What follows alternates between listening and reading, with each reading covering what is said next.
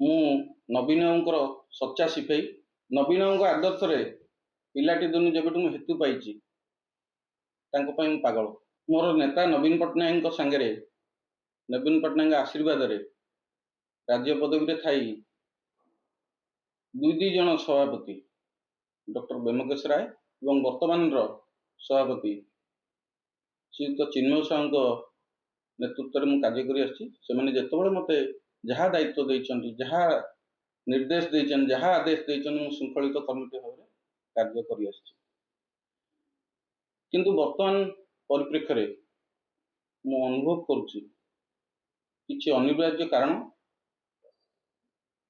ଓ ଅସହିଷ୍ଣୁ ବ୍ୟକ୍ତିମାନଙ୍କ ପାଇଁ ମୁଁ ମୋର ପଦର ଗାରିମା ରକ୍ଷା କରିପାରୁନି, ଏପରି ମୋର ହୃଦବୋଧ ହେଉଛି।